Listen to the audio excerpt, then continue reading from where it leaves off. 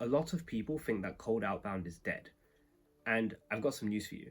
Rumors of its death have been greatly exaggerated.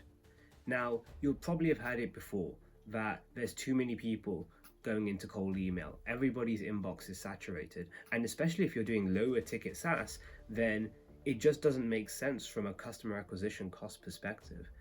But in fact, there are people who are getting new customers every single day from doing cold outbound as a means of getting new customers. So in today's video, I'm going to break down step by step how you can do the exact same thing, covering everything from the exact sales funnel all the way down to deliverability so you don't land in the spam folder. Let's get into it. Now, here's the mistake that almost everybody makes, is that they try to sell the solution instead of selling the problem. Now, here's the thing. Buyers don't care about all the bells and whistles of your product. They don't care about all the features that you have. They care about one thing and one thing only, and that is if you can solve their problem that they are experiencing. Now, second to that is that most people try to use cold outreach as a way of getting the sale immediately without building any real value. And that's not the right approach. The better approach is to think about cold outbound as a way to just do one thing and one thing only, and that is to get a conversation started. That is it. It's just to get the conversation started with someone who's interested and then converting them. It's not part of an immediate sale. For the purposes of this video, I'm going to use a product called Send, which is a online document tracking tool where you can see who's looked at your documents and how long they spent on it. Step 1, let's talk about funnels. Now, when it comes to funnels in particular, there's different approaches that you can take. For example, with a lot of normal SaaS companies, especially higher ticket SaaS companies, what you can actually do is you can generally go and try to book a meeting, then have 1 to 2 calls, and then get into a contract discussion. Especially higher tickets, but not super ultra high tickets. So what I mean by that is, like, let's say $1,000 plus, basically, to like say 10,000, for example, something in that range per year. That's generally, you want to keep that to like 1 to 2 calls, maybe sometimes 3 or 4, it depends on the situation. However, another option is you add an extra step into that funnel where you actually just try to provide value up front by sending some form of a lead magnet, then using that lead magnet to gauge interest from a prospect, and then nurturing them into your sales funnel. So it's more like you're starting as an MQL and then going to an SQL. However, with low ticket sales, you actually have a third option, and that is that if you have a freemium model, then you can actually ask someone to sign up directly. So you can actually get someone to sign up without assuming, depends on what your sign up flow is and how easy it is to get someone activated as a user. Then what you can do if you have a freemium plan is you can just ask someone if you can send a sign up link, tell them what you do, and get them to sign up. Now, for the purposes of this video, I'm going to assume that you're actually trying to convert someone into a paid customer as fast as possible, rather than just gain a bunch of free users who aren't paying you anything. Now, for Send, they have multiple pricing options. So I'm going to guess that most of their users are probably going to go for the $30 a month plan.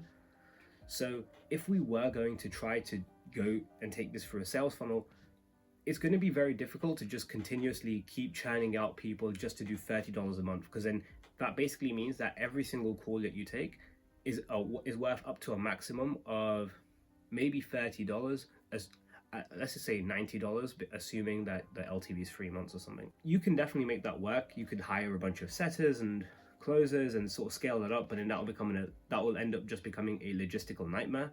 So instead, what might be better is, instead of doing that, it might be better to just go ahead and take the price, go for an annual plan on sales calls only. You're pitching $300 a year and you're giving them 2 months for free, instead of pitching them $30 a month.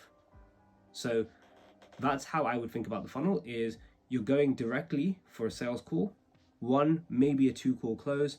You're going straight for an annual deal only, and that's what you're charging. Step 2, let's talk about audience. Now look, audience can make a difference to step 1, your funnel, but overall, typically if you have audiences that are very, very similar in how they behave, for example, if you're targeting people who are founders, but you're also targeting marketing directors, you're probably going to get a similar sort of vibe for the most case, and they're going to be a lot more casual and relaxed. But if you're targeting, say, marketing people as well as people in finance, then you're going to get two different types of reactions from your outbound messaging. So if the behavior of your audience is universally similar, then it's okay. It doesn't really matter. You can start with the funnel. So for this audience, there's a lot of different ways that we could go about this. I think that going for anyone who's like a founder can work. More specifically, I think agencies are probably the best fit here rather than targeting SaaS.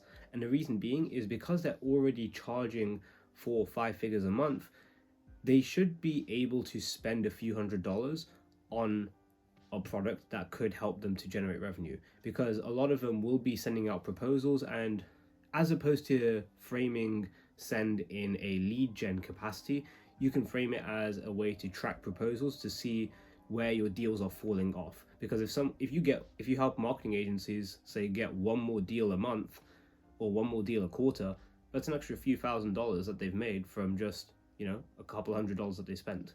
So I think for the purposes of this exercise, we'll go for marketing agencies in the US. Let's just say that. Also, as a side note, I've left a link down below in the description to a list of 6,000 marketing leaders for you to do as you please with their contact information that's verified. So, hope that helps. And now, back to the video. Step 3, deliverability. Now, this is probably one of the most important steps of this entire puzzle. And the reason being is if you don't get this right, your entire outbound setup will be built on a house of cards and it will just be waiting to fall. So getting this right is absolutely critical. To keep things simple, let's just assume that we're going to send a 3-step sequence where we send a cold email, then a couple days later we'll send a follow-up email, and then finally another 2 days later we'll send a final follow-up email before we exit the prospect from the sequence. Now, let's assume that you want to reach out to 1,000 people in a calendar month. So meaning Monday through Friday multiplied by 4 weeks. So that's 20 days that you actually will be sending outreach to. Okay. And you're going to be staggering your outreach day by day, right? Now, we're also going to take the assumption that if you're using any email inboxes, firstly, don't ever use your primary domain and your primary email to send cold emails. You will land in spam and it will damage your domain health. Always buy new domains, new email inboxes for cold outbound and warm them up. Now, if we assume that we're going to send 10 emails per inbox per day, that's the maximum amount that we're going to send just so we don't land in spam. So the way that we can calculate the number of email inboxes we actually need is by firstly determining how many emails on the high end we would absolutely be sending. So let's just say that number is 180. Okay, so we're going to do 180, we're going to divide that by 10, and then that's going to give us 18. So you need 18 email inboxes. Okay, now the second question becomes, how many domains do you need? And there's so many different opinions on this. Some people like to have 3 email inboxes on a domain, some people like to have 4, and then I've seen some very strange people put 100 on one domain. I don't think that's a good idea, by the way. My recommendation is honestly just stick to 3. So if we do 18 divided by 3, that gives you 6 domains. And the reason why I think 3 is a good number here, or 3 is a magic number, is because if you have the situation where one of your domains lands in spam, the other ones are fine. You're hedging your bets. And eventually at some point your emails will land in spam. It's not a matter of if, it's a matter of when. And you want to make sure that you don't have to halt your entire outbound motion just because one domain got affected. Okay, now let's talk about the offer, angle, hook, lead magnet, positioning, whatever you want to call it, right? It's effectively how we're going to frame the call to action so that we can get someone onto a meeting. Now, if you go out there and generically ask someone, can you have a meeting? There's a good chance you're going to get ignored, most likely, because everyone asks for a meeting on cold email, or at least they try to.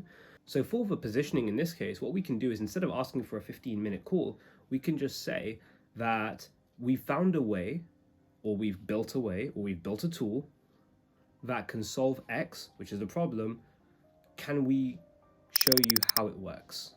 Or can we walk you through it? So you're saying the same things, but just with different word choices. And that can make a massive difference. Finally, let's talk about the copy. Now, it's really important that you follow some standard principles so that you don't get poor conversions or land in spam. One, avoid using buzzwords like free, using specific dollar amounts, or other sorts of words like that. You can find these sorts of spam words online. Just type in spam words for cold email. Now, the second thing is to keep your copy really short. Third is you want to avoid using any links, images, or attachments inside of your cold email, including your signature. And this is really important because as of 2024, when you have this, what will happen is you're going to start triggering spam detection mechanisms that will look at your email and possibly see it as a potential threat for phishing, and you can be marked as spam. So you want to avoid that at all costs. Now, as a general framework for how to write copy, what you can do is, one, identify the core pain point that you're solving for, blend it in with some level of personalization. Now, the personalization is important. Now, there's two ways that I would recommend doing it. The first is signal-based, meaning if you've noticed something specific, for example, if they've just hired a sales director, for example, that could be a good indication that they're going to be hiring a sales team and will likely need to send more proposals. Now, if you can't find any signals, then don't just go for something silly and generic that you've obviously seen on their LinkedIn profile, right? Anyone can detect that from a mile away. So don't mention where they went to school unless you also went there. Don't use anything that's easily accessible online that you can sort of see. So if you see a dog on their profile picture and that's obviously not going to be relevant to the problem that you're solving for, so don't mention it. Instead, opt for something that's personal about their company. Maybe that's someone that they've worked with, maybe that's something about their industry, and so on and so forth. So you start off by taking some information about the prospect in a personal level, and you try to tie that back into the pain that you're solving for. In a very, very surmised fashion, outline exactly what your solution does, very simply. So, for example, the problem is that a lot of marketing leaders lose deals because prospects didn't read through their proposals.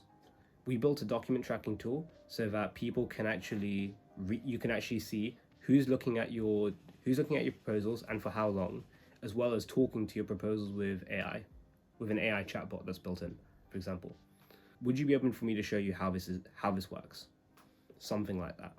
So to recap, in this video, we've covered everything you need to know on a fundamental level about doing cold outbound for, say, a low-ticket SaaS, which starts from the funnel, audience, deliverability, offer, as well as the copy. Now, hopefully that helps you, and if you found that helpful, then please leave a like down below and a comment down below as well if you have any other products, or if you want your own product as well to be sort of broken down into this sort of sales funnel. I've also left a link down below in case if you want to see a system that can do basically everything that I just talked about in this video completely automatically for you, then go ahead and book a time on my calendar and we will see you there. And I'll see you on the next one. Peace.